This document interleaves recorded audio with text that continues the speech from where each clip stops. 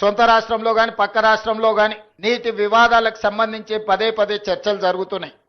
నేను ఈ వేదిక మీద నుంచి ఈ రాష్ట్రంలో ఉండి పక్క రాష్ట్రంలో రాజకీయ పార్టీలలో ఉన్న ప్రజాప్రతినిధులకు ఒక సూచన చేయదలుచుకున్నా, ఒక విజ్ఞప్తి చేయదలుచుకున్నా.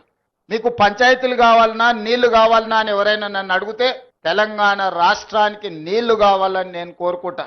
మీకు వివాదాలు కావాలన్నా మీకు పరిష్కారం కావాలన్నా అంటే నేను పరిష్కారం కోరుకుంటా. నీళ్ల వివాదం ముసుగులో రాజకీయ ప్రయోజనం పొందాలి అని మా ప్రభుత్వం మా పార్టీ భావించడం లేదు.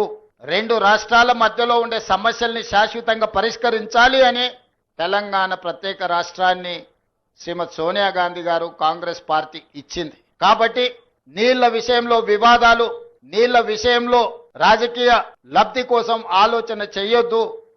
రాజకీయాలకు అతీతంగా మనం ఈరోజు ఆలోచన చేసుకొని పరిష్కరించుకోవాలి. ఈ పరిష్కారాలకు చర్చలు ఒక్కటే పరిష్కారము. న్యాయస్థానాల దగ్గరనో ఇతరుల దగ్గర పోయి పంచాయతీ తెంచుకునే కంటే మనమే కూర్చొని మన సమస్యల్ని సామరస్యపూర్వకంగా పరిష్కరించుకోవాలనేదే మా విధానము. పక్క రాష్ట్ర ముఖ్యమంత్రి గారికి నేను విజ్ఞప్తి చేస్తున్నా, కృష్ణా నదిలో ఉన్న మా పాలమూరు రంగారెడ్డి ఎత్తిపోతలు కావచ్చు, మా కల్వకుర్తి లిఫ్ట్ ఇరిగేషన్ కావచ్చు, మా డిండి ప్రాజెక్టు కావచ్చు, మా ఎస్ఎల్బిసి భీమా నెట్టంపాడు ప్రాజెక్టులు కావచ్చు, ఉమ్మడి రాష్ట్రంలోనే మంజూరైన ప్రాజెక్టులు, వీటి అనుమతులకు మీరు అడ్డంకి పెట్టకండి.